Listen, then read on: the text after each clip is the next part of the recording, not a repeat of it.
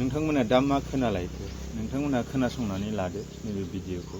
परिषदीय निर्वाचन घोषणार पाछते गुंडाटेक्स संग्रहत नामिছে ইউপিপিএলৰ নেতা পালি নেতা ইএম ৰঞ্জিত বসুমতাৰীৰ নেতৃত্বত বিটিআৰৰ সিন্ডিকেট ৰাজ চলাৰ অভিযোগ উত্থাপন হৈছে বিটিআৰৰ বন বিভাগৰ চেক গেটত অবৈধভাৱে ধন সংগ্ৰহৰ অভিযোগ উত্থাপন হৈছে 5 জনকৈ দলীয় কৰ্মীক নিয়োগ কৰি গুণ্ডাৰা চলোৱাৰ অভিযোগ আৰু বাক্সাৰ প্ৰতিখন বালি কঢ়িওৱা ডাম্পাৰৰ পৰা সংগ্ৰহ হৈছে 500 পৰা 1000 টকা বন বিভাগৰ বৈধ চালান থকাৰ পাছতো গুণ্ডাটেক্স সংগ্ৰহৰ অভিযোগ উত্থাপন হৈছে আৰু ঘটনাক লৈ জাঙুৰ খাই উঠিছে ডাম্পাৰৰ মালিকসকল পৰিষদীয় নিৰ্বাচন ঘোষণাৰ পাছতে গুণ্ডাটেক্স সংগ্ৰহত উঠি পৰি লাগিছে ইউপিপিএলৰ নেতা পালি নেতা ইএম ৰঞ্জিত বসুমতাৰীৰ নেতৃত্বত বিটিআৰত সিন্ডিকেট ৰাজ চলাৰ অভিযোগ উত্থাপন হৈছে বিটিআৰৰ বন বিভাগৰ চেক গেটত অবৈধভাৱে ধন সংগ্ৰহৰ অভিযোগ উত্থাপন হৈছে 5 জনকৈ দলীয় কৰ্মীক নিয়োগ কৰি গুণ্ডাৰা চলোৱাৰ অভিযোগ উত্থাপন হৈছে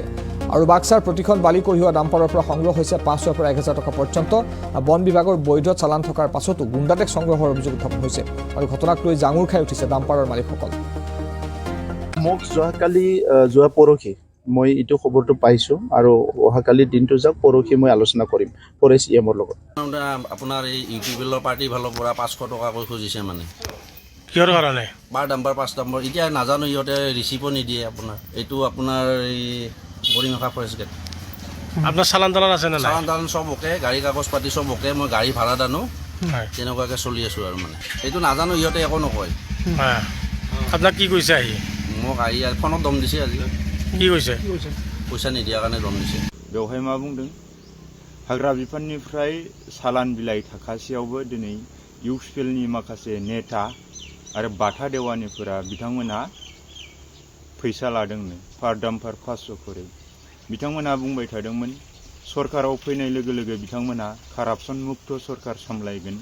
जेराव जाख्ल'नाय गैयै सरकार सालायगोन होनदों नाथाय बै बिटिआरनि जाय इएम फेरेंगा बै ससियेल मिडियायाव मोनसे बुङो मोनसे मावहोयो दा बिनि दैदेननायजोंनो दिनै बेबायदि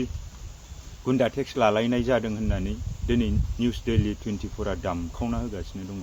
बिनि असिलाखौ लानानैनो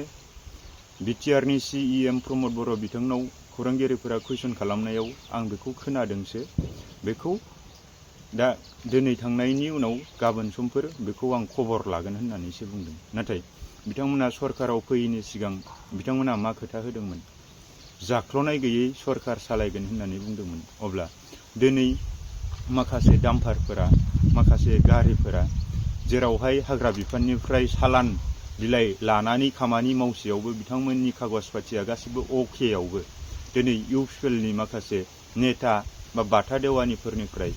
मानो बेबायदि फैसा दाबिनाय आरो फैसा होयैनि धमकी होलायनाय बेफोर खौराङा मानो फैनो मोनखो अब्ला बिथांमोना दिनै बिसायख'थिनि दिन थारिख डक्टर हिमन्त बिश्व शर्मा बिथाङा सेप्तेम्बर दानाव जागोन होननायनि उनावनो दिनै बेबायदि थाखा फैसा मानो लालायनो गोनां जाखो दा बाथ्राया बे दा बेखायनो जों बयबो सजाग जानाया मोजां जों बयबो सांग्रां जानाया मोजां बैसोरनि खोथा बाथ्राखौ खोनासङालासिनो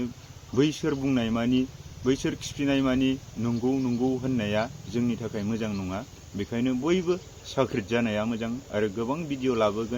लाबोबाय थागोन बिसायख'थिसिम दा बेखायनो बिथांमोननि जिथु रादाय होनाय जिथु खोथा होनाय बिथांमोना ससियेल मिडियायाव जेरैबायदि बाथ्रा बाहायो बेबायदि खामानि मावा होननानै आं सिगां समनिफ्रायनो बुंबोबाय थादों दा नोंथांमोनानो बुजिनानै लानाया मोजां आरो बेबायदि सरकार बेबायदि नेताफोरखौ आरो फिन नोंथांमोना नोंथांमोननि बेसेन गोसा भटखौ होनानै आरो फिन